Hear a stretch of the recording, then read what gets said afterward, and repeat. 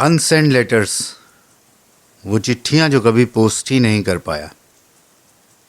Miss मी वाली T shirt. कुछ लोगों के मिल जाने से, कुछ लोगों को जान जाने से ज़िंदगी बेहतर लगने लगती है, और मेरे लिए वो हो तुम। वैसे तो मेरा तुम्हारा कोई रिश्ता नहीं, लेकिन जो है वो दुनिया के किसी भी रिश्ते से कम नहीं। तुम्हारे लिए मैं क्या हूँ ये मुझे नहीं पता, लेकिन मेरे लिए तुम बहुत कीमती हो।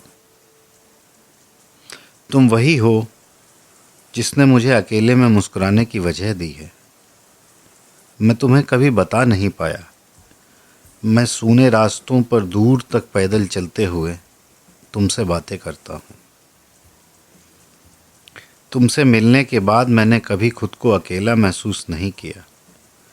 मेरे साथ हमेशा तुम रहती हो, एक परछाई की तरह। हर बार जब कुछ ऐसा करने जाऊं जिसे सोचकर कल पछताना पड़े, तुम आकर मुझे रोक देती हो।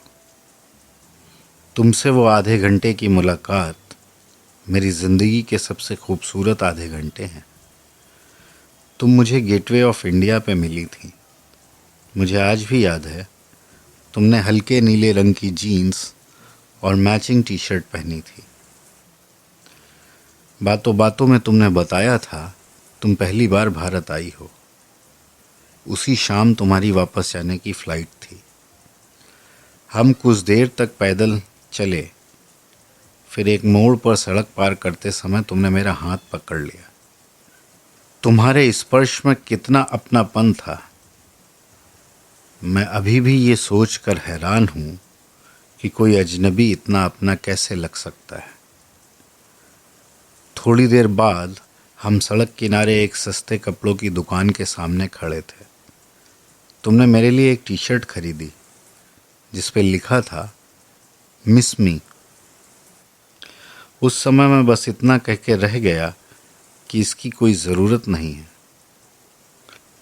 फिर हम दोनों साथ में CST से अंधेरी की तरफ लोकल ट्रेन के साथ रवाना हो गए। मैं खड़ा था और तुम्हें सीट मिल गई थी। हम लोग एयरपोर्ट की तरफ जा रहे थे।